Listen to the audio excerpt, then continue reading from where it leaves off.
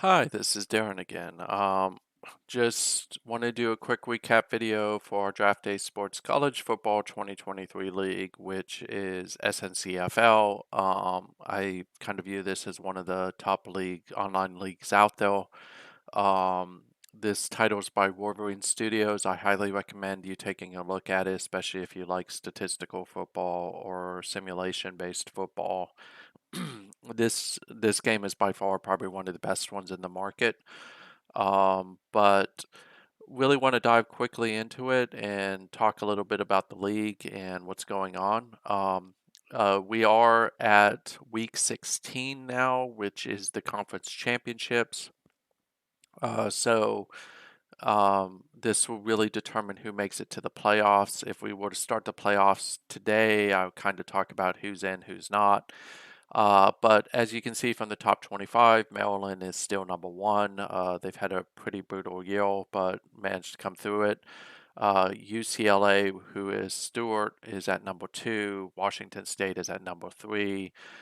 Michigan is at number four, which is another Stewart team. So the top four is Stewart and me, essentially. And then you have Sample, sorry, coming in at number five with his Florida State Seminoles. They've had a really good year. We'll talk about that in a second. And then Stewart has number six, and number seven is Louisiana State. So you think about it, both Stewart and I have three teams in the top seven. Gary comes in at number eight with his Miami, Florida Hurricanes, who frankly should be ranked higher. Oklahoma State, Frankie's coming off a really big win against Oklahoma, and that's huge for them in their playoff aspirations. Van comes in at number 10. Frankly, Van should be ranked higher than 10. He should probably be somewhere around here in 6 or 7. But the CPU's kind of not giving him some love. Houston is a CPU team at 11. Travis will be back at some point, but it's RJ CPU. DP comes in at number 12. They lost a big game to Michigan, which of course made Stewart very happy. Steve and his Oklahoma Sooners lost to Frankie at Oklahoma State.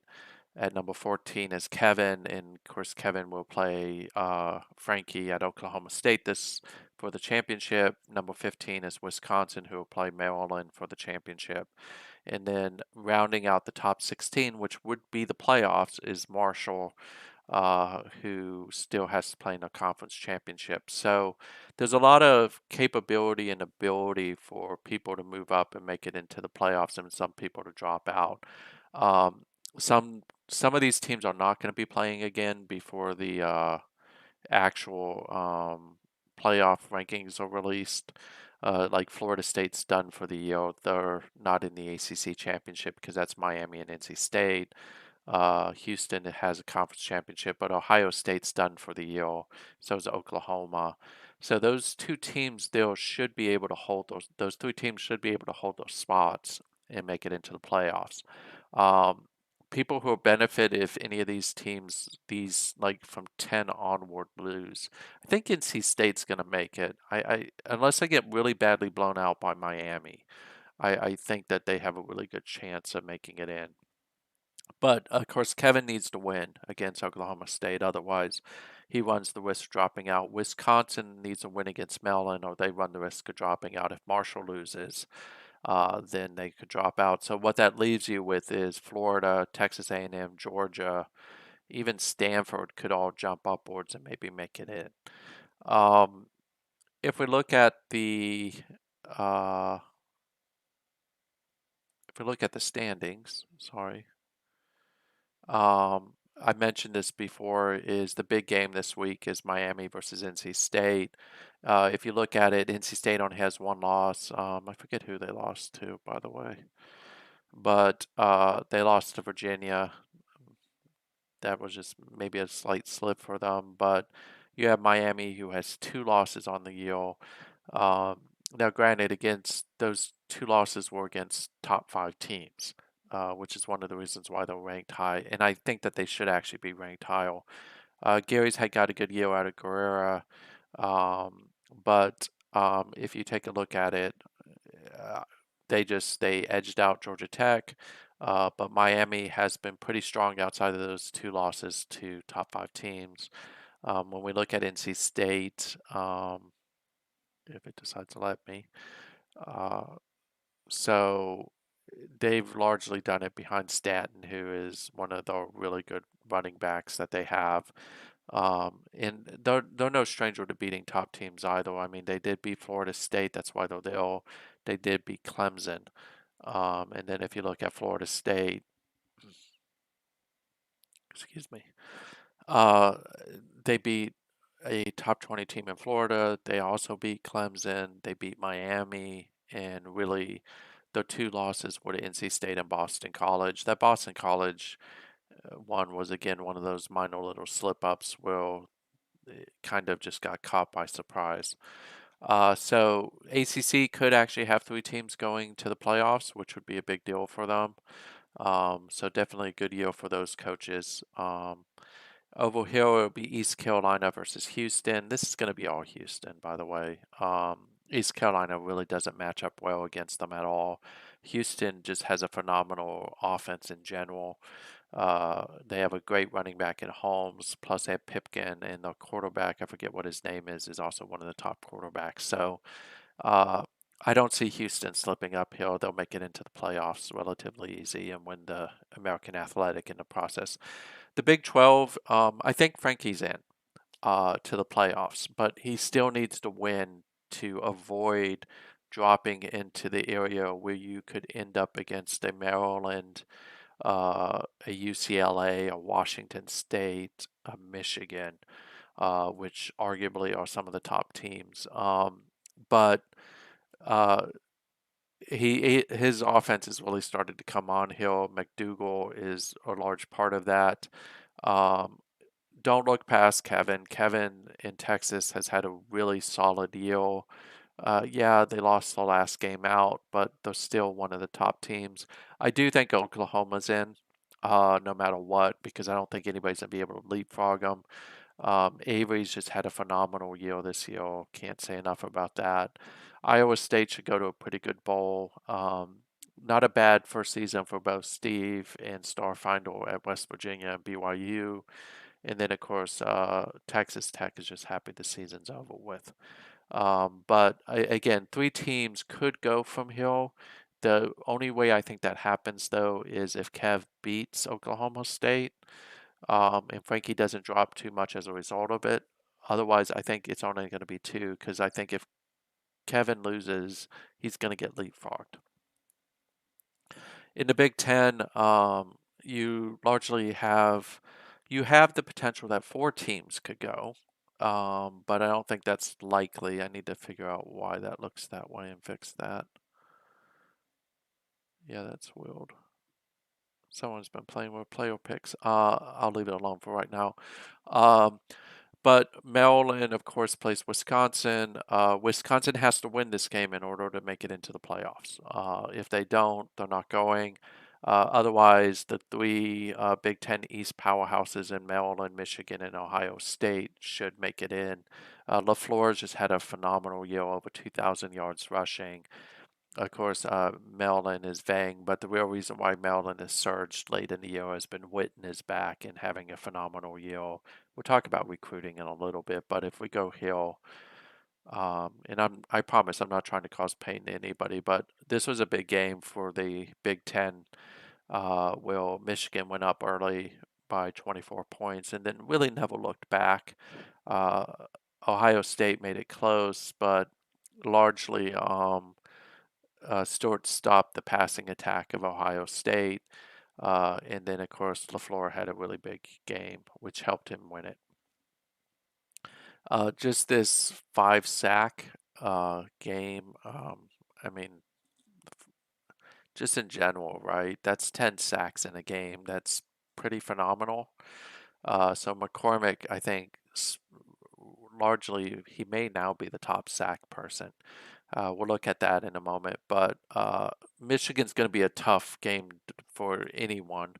And again, the beauty for Michigan and for Ohio State is they don't have to play again. The only team in play now is Maryland and Wisconsin. So Outside of that, Penn State is now under DWK. He'll get them turned around pretty well. Wisconsin is on a 4-game winning streak. Of course, their CPU. If you want to join the league, Wisconsin's a really good team to take. Iowa, Frankie will get them right next year. Typically, it takes maybe a year or two to turn teams around unless you have the right things in place. In Conference USA, I know Marshall versus North Texas. These are two CPU teams, by the way. Um, North Texas can beat Marshall, and a lot of teams want North Texas to beat Marshall because if they do, then they can leapfrog potentially into the top 16. Because remember, we don't play a 10-6 rule for the playoffs; we play top 16. So you have to be in the top 16 in order to make it to the playoffs. So everybody's hoping for Marshall to lose. Marshall's a good team, though. They have knocked off some pretty big names. They knocked off Skelter early on in the season. So they've got a really good running back and running game. So we'll see how that plays out. Gonna skip over that. Mac mentioned this earlier. Bowling Green is the sacrificial lamb for Western Michigan. Western Michigan isn't going to lose this. They're in the playoffs. And now it's just a matter of what seed are they going to come in at. Tran has had a phenomenal year. So keep an eye on him as a running back. And of course, they've recruited really well as well. At the Mountain West, again, this is Colorado State versus Nevada. Can't speak enough, though, about Skelter with how he's turned around Boise State. He's also got a lot of new recruits coming in. I don't expect Colorado State to beat the champion next year. I think Boise State will definitely be up there and in there. This is Colorado State's likely going to win this. No team is going to go to the playoffs from the Mountain West. But if you take a look at Boise State real quick, um, they just made tremendous gains, mostly because Skelter's installed his patented running attack, which is pretty lethal. He's got a good pass defense going now. Granted, he hasn't really beaten anybody of quality, but again, it's a work in progress. I think next season you see them as the favorites to win the Mountain West. Pac-12, this comes down to Washington State versus UCLA. Stanford has an outside chance at the playoffs. Probably not going to happen, though. Utah has a better chance. So 3 teams from the Pac-12 could make it into the playoffs. Of course, this is a rematch of an earlier game where UCLA pretty badly throttled Washington State. Washington State's in regardless of the result, so is UCLA. They're just both playing for seeding at this point. Um, when you look at Washington State, they're coming off a pretty big win against Van in Washington that they needed to win in order to make it in. The game was a very close one and could have went either way. Sorry, just getting a quick drink. But it was a 400 yards on the ground by the 2 Washington State running backs that largely run it for Washington State. And then when you look at UCLA, they're a solid team.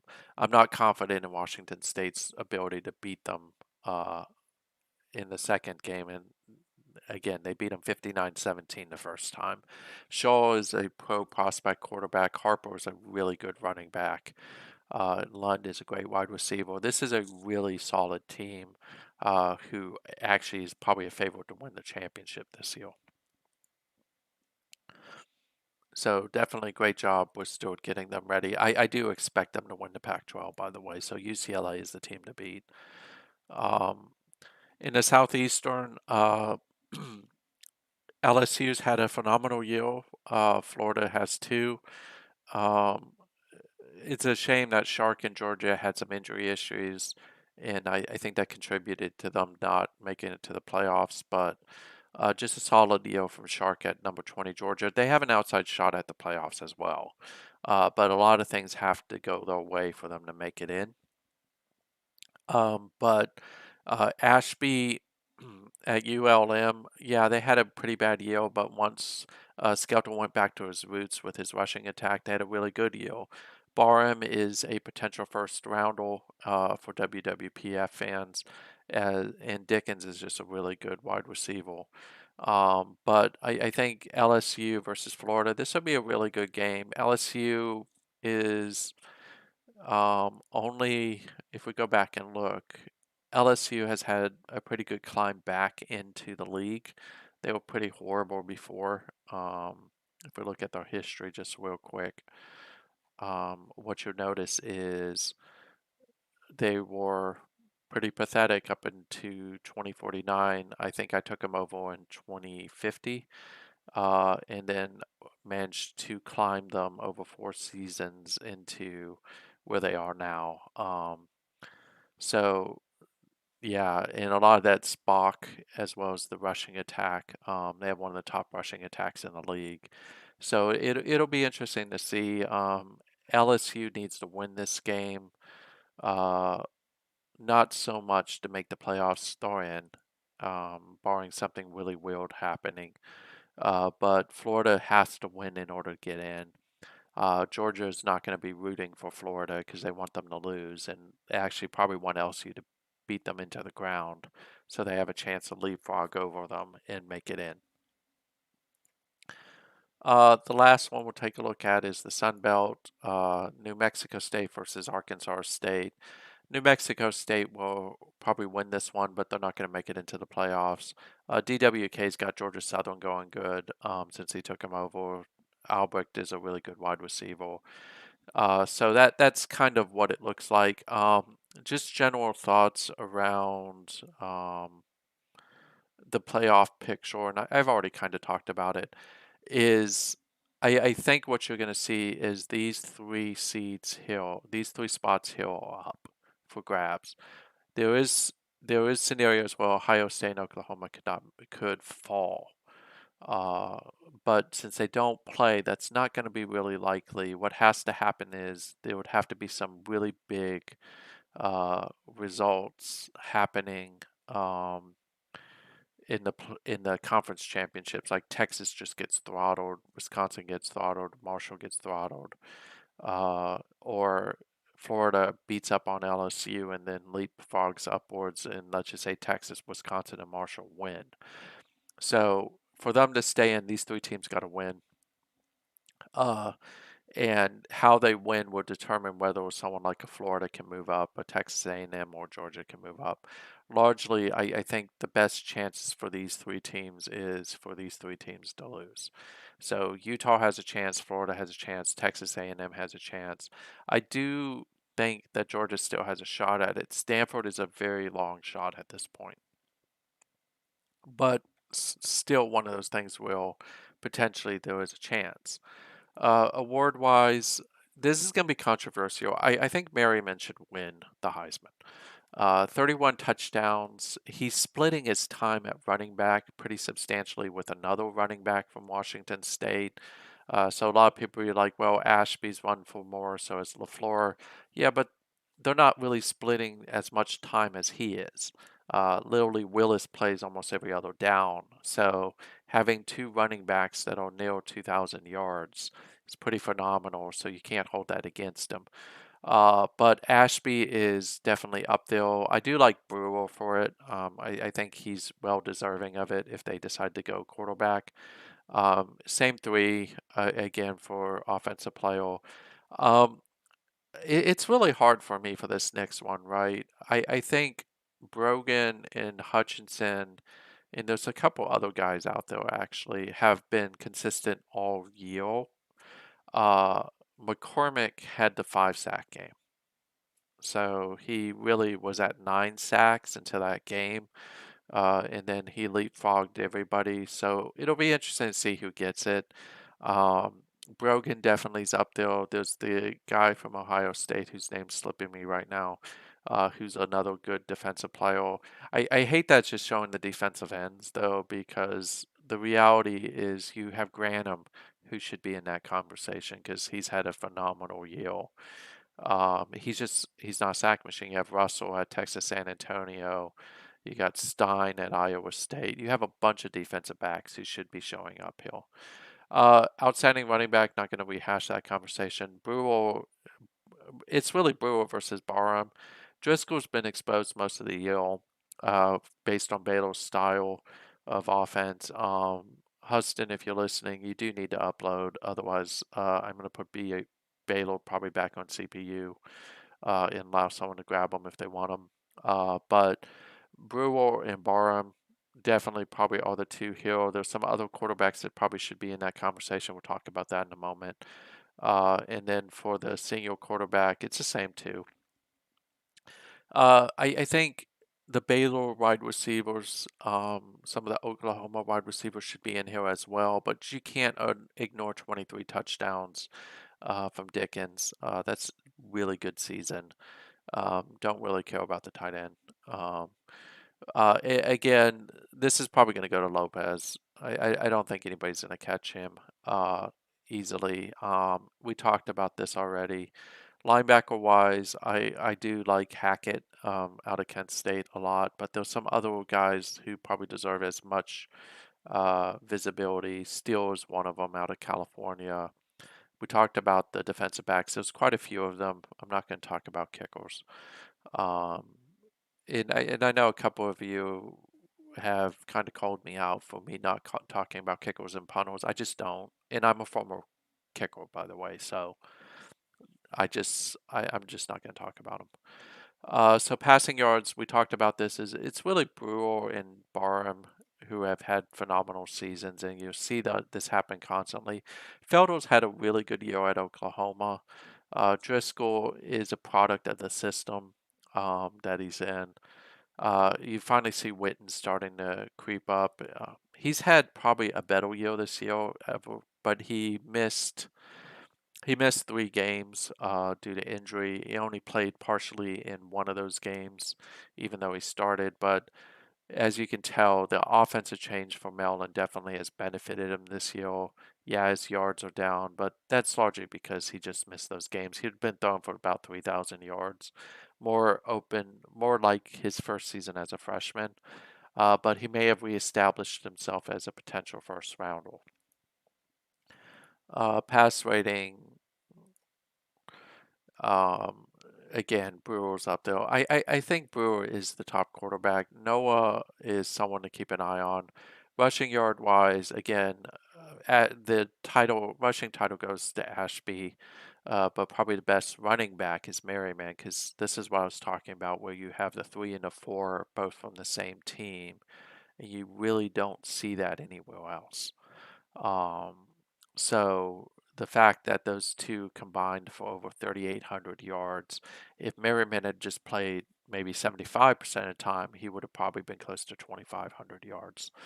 But he didn't. So it'll be interesting to see. But the rushing touchdown, there's no comparison. I mean, he's got 12 over the next guy. So definitely someone to be considered. Receiving yards, Rice has had the best year. Schumacher, I mentioned the Baylor wide receivers. That's who I'm referring to. Blake Daly's had a great year. Asa Garcia had a pretty good year for Florida State as a freshman, who was their quarterback. Of course, Dickens and Rice both are battling it out for that. But as I think about it, is Rice probably should win the Blitnikoff, but he probably won't. And then, of course, you got Merriman, who leads in points. Tackle wise, this one will be interesting. I'm kind of shocked Concepcion isn't higher for the Butkus Award, which goes to top linebacker. But the CPU chooses really weird, and you're going to see it when I do the next recap video, because what you'll see is some people winning awards that aren't even close to being the best. It's gotten better, but it's still not quite there. This is kind of what I was talking about earlier. Is you have Brogan, who's had a phenomenal season. Boyles is the guy from Ohio State. He's tailored off a little bit over the last few weeks, but you also have Steve Green, who should be in that conversation. Interception wise, you have Edwards and where is he? Stein in there as well. Just kind of talk about. But we're now into the conference championships. It should be interesting to see how that changes the playoff landscape. By the time I do the next video, we will likely be into um, well into the playoffs. actually, yeah, we'll be in through the first round of the playoffs. Because the way it works is we have conference championships on Tuesday, then we have the bowl games on Thursday, and then we have the first round of playoffs will go on Saturday. So it'll be interesting to see how it all pans out. It's been a phenomenal year. I will say the new coaches have added a lot of dynamic, especially in the Big 12. Congrats again to Frankie for getting past Oklahoma. That was a tall order. Congrats to Stewart for getting past Ohio State. Again, a really big win for them.